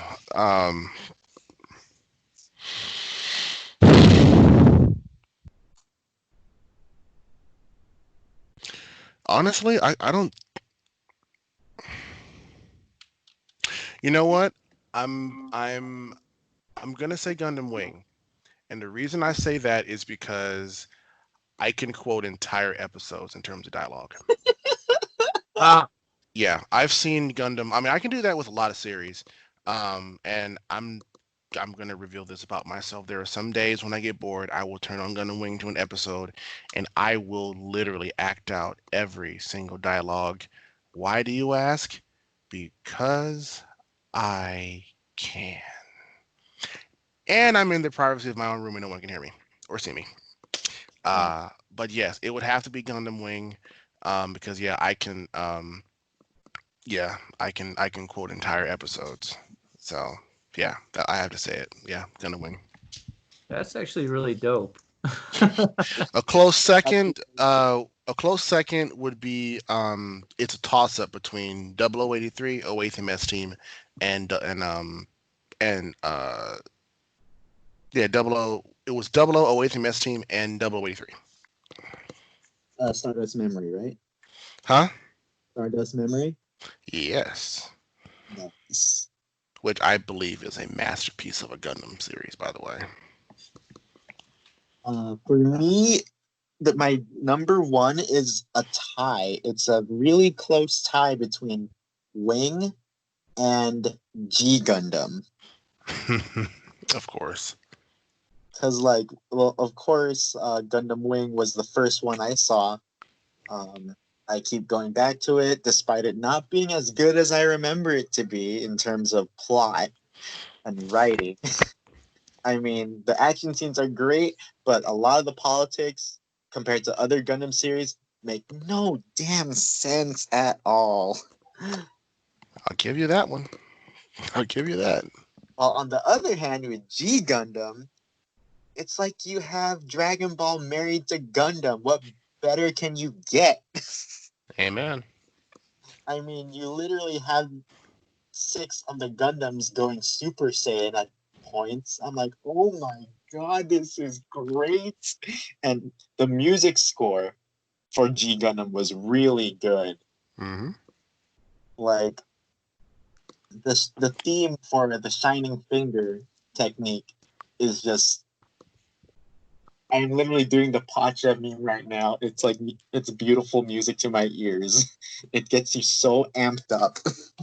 Yeah, because it's just badassness is about to happen, and someone's about to get wrecked. Mm-hmm. And Domon can totally defeat Kira without a Gundam, just saying. And I think anyone can. Okay, anyone except Sai can defeat Kira without a Gundam. Oh, poor Sai. Yeah, coordinator just came in and took his I woman. agree on that. I mean, Domon can kick a skyscraper without a Gundam. Holy crap. Because it's Domon freaking Kashu. Oh, since we're talking about Domon for a quick second, Edwin, Yes. the fact that Domon exists in the Build Fighters universe, what the heck does that even mean? Wait, Domon exists in the Build Fighters universe? Yes. Huh. Fighters Try, he's the one that taught Kamiki Sekai and Junya Inose their techniques. Oh my God, you're right. So what does that even mean? The universe Gundam had a in that universe? the universe had a brain fart and reasons and magic. You know what? Magic and witchcraft. Yep. Yeah. Magic and witchcraft. I'm gonna If go. Domon with can that. literally shoot Kamehameha knockoff attacks, then yeah, magic. Magic, witchcraft, and key, True mystic. and yes, and True Power Rangers mysticism. and the Morphin Grid. Yes, The that's morphing why. grid. Yes, Yeah, that explains it. The Morphin Grid, guys. Power Rangers. because Zordon said so. That's exactly why. Yep. Not Edwin. Gilbert, your turn.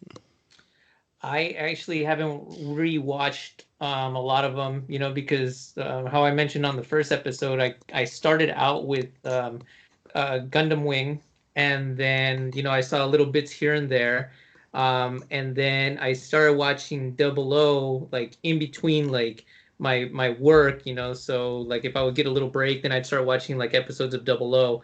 So this is my first run actually going through Double O. I would probably watch maybe Seed again. I think Seed was something that really hooked me, so that's why I would probably watch Seed once again. Mm-hmm. Fair enough. But yeah, I haven't been able to actually rewatch everything or most watched. I'm still on like basically like first full run of my watching on them. Okay. Oh, for Double O, Gilbert, are you almost done with season 1, or did you mean as a whole? As a whole, I'm done basically with season. I think episode 25 or something on season 2. Okay. Cool. So let's see. Let's have you start off on this next question then, but with a little twist. Series you had not watched yet, but for you, Gilbert, which one would you like to see the most? The next one that, because everybody talks about it, is Unicorn. Like, so I feel that I'm kind of like lost on anything unicorn. So I want to like really like read up on this whole unicorn thing and and then watch whatever series is involved with that. So that's why I really wanted to do that next. You're gonna love it. And you're in it for a long haul because Unicorn is connected to 1979. Oh, okay. Oh yeah, it's you're gonna freaking love it, man. And you're just gonna think, why didn't I do this sooner? At least with Unicorn, it's 7 episodes, but 7 episodes are like about an hour and a half to 2 hours because those were released as films. Okay. Yeah. So I've then, watched them. for our listeners that are kind of getting into like just watching the actual shows, since you guys have watched a lot more, like what would you guys recommend as a good starting one to really kind of like sink your teeth into? I'd say the original Mobile Suit Gundam. Yes, Yeah, because majority of the franchise is Universal Century. And that's where it started. no lie, when I started getting back into Gundam, like my second year in high school, I was in Vegas and there was a Fry's Electronics, and I was like, you know what? I can't really do anything here on this family vacation because I'm not old enough to do anything yet except shop and eat. So I hit up Fry's. I was looking through the anime section and I did not know anything about Gundam's Char's Counterattack yet. I never heard of it at that point. So I was like, you know what? I recognize these two characters on the cover. They're Amuro and Char. So I'm going to watch this. And that brought me back in, but I had forgotten so much about the Universal Center that I had to go back to the original to get what was going on. So yes, I do highly suggest new listeners or new fans of Gundam in general. If you're gonna want to start off on a series, start at the one that started it all. So, Mobile Suit Gundam, 1979. Yeah, I agree with that. I mean, here in I mean, you know, we started with Gundam Wing, which Yes. wasn't which was not bad, but it introduced everyone, and then we went backwards. Mhm. So yeah, Gundam, you'll see. Like remember when I was first watching Gundam Wing during the credits, it was like based on Mobile Suit Gundam. I'm like, but I'm watching Mobile Suit Gundam. What is this? And then I think about a year and a half later, then it was Toonami that came out with Here's Mobile Suit Gundam, and I'm like, oh. But you start there and work your way up, and then you go from series to series. And trust me when I say the graphics get and animation gets a lot better, but Mhm. you got to start from the beginning to see where it came from, and you won't be disappointed with that. Definitely. Um, in terms of if they don't want to start there from Universal Century, go through that just yet. Um, it's literally personal preference if you want for whatever the alternate timeline series, like example G00 Seed, Wing. That's personal preference. That's all up to you where you want to go and watch. Yeah, anything's good. I mean, but if you want to get some background history on it and be chronological, then yeah, definitely start off with Original. yeah, the original series, and then go from there, and then you'll jump into Seed, and then you're gonna jump into Wing, and then you're gonna jump into all the other good stuff. But yeah, just start from there, work your way up, and then you'll kind of see how the Gundam actually evolves from series to series, how it gets from the RX-78 to Wing Gundam and Wing. You'll see the evolution of the design, which is always a good thing. Mm-hmm. Let's see. For me, the series that I have not yet watched yet, I still have to watch what's it called? It has a very weird name. G Reco, or also known in full as G Reconquista. No, Reconquista in G, which is just a really weird name. But I like the mobile suit designs. I've seen the Gundam kits, but however, I do mostly hear a mixed to negative reviews on the series, and that's what's really putting me off on it. But I really want to get into it because it's still connected to Universal Century, but it's like way far in the future. It does sound familiar. I think I've heard of that before. Yeah. Uh, what's the father of Gundam's name? Tomino? Uh, Like the God, main. I can't think of that guy's name, but yeah, something like that. Oh yeah, hang on, Google. That's why Google is such a wonderful thing. Come on. Yes, Yoshiyuki Tomino. He for G Reco, he came back to be the like the main guy in charge of it. So that's what was cool about it. When I first heard that there was going to be a new Universal Century series. It's the Edwin. It's the one with the design. The V fin is actually pointing outwards. It's not a V fin. It's kind of like horns. The V-fins pointing outward. It sounds familiar. But yeah, that Gundam series got a lot of mixed to bad reviews, so I'll G get around to it eventually. Reconquista. I really want to watch it Let's see. though because the animation looks great. G Reconquista. Oh, sweet Jesus, it's this one. Oh my God. Yep, I know this one. Oh, you watched it?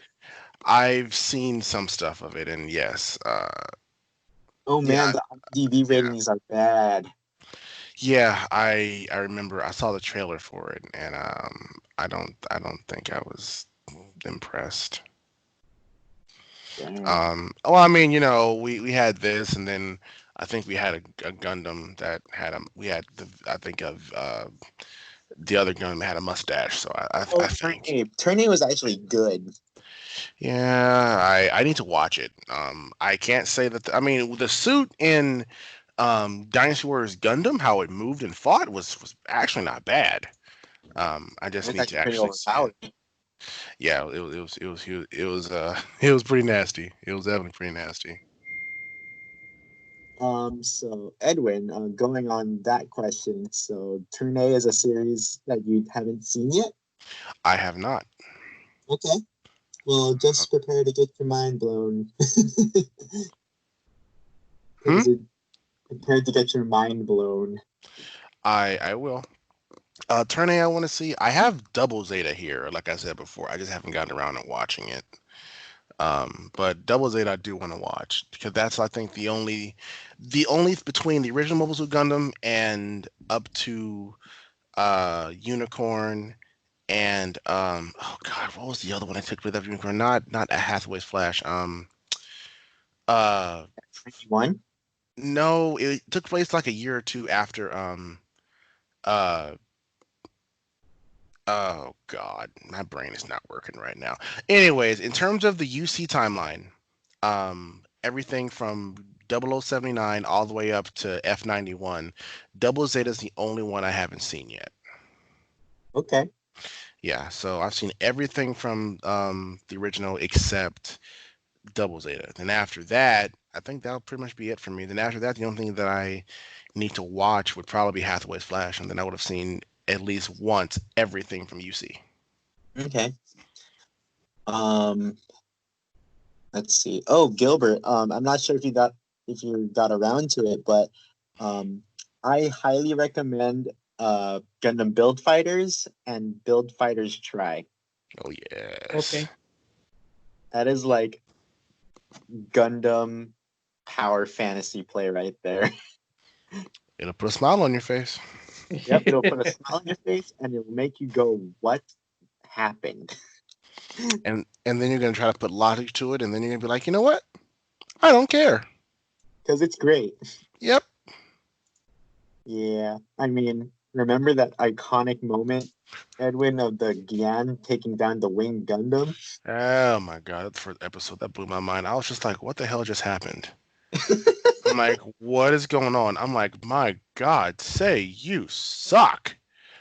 But then I realized, oh, okay, it's not like, oh yeah, it's again versus that is how you build it and all that other stuff. I'm like, okay, I get what they're doing. I'm like, don't do that to me. I have a weak heart. Okay, that's not true. I have a strong heart, but stuff like that, it weakens it Yeah, and it makes me but sad. yeah, dude. So, and with that said, I think that's all the time we have left for today. We've been going, oh my God, it's been literally almost 2 hours. I noticed. Dang, dude. All right, guys. So, any closing thoughts before we wrap up? Kira's Gundam Jesus and Zaku's rule. I agree with the latter part that you said. Zaku's do rule. Your opinion in this matter is irrelevant, Marvin, but that's okay. We're not going to go into a full on who's better of a pilot, but then again, with the I Z mean, system, I pause. I can, and you know what? Just so I can go to that level, I can be very childish about it if I want to. Same. Oh, Don't everybody. yeah, I know, right? Okay. But those are my closing remarks. All right. As for me, just with everything going on right now, especially like next to my mother-in-law's house, like which is 10 minutes away from me. Just stay safe, everybody. Yes. Stay safe, take care, stay vigilant. Mm-hmm. So. And I have to address this because my county as well has issued a curfew. Please abide by the curfew. Please. It's not worth, like, if you're out and if you want to get dinner past your curfew, just don't. And I don't know how this will affect the delivery service people, like the food delivery and all that. So let's just all abide what the curfew is saying. And if you're going to protest, please be in mind, do be safe. That's all I'm saying. Exactly. Yeah, I agree. So, like, here in this team, we are all for peaceful protesting, but in my honest opinion, when you're out there, if you see things going south, that's when you need to be like, I should step back a little bit. Yeah. Because you don't want to get caught in that. Because things can go south real quick, Mm-hmm.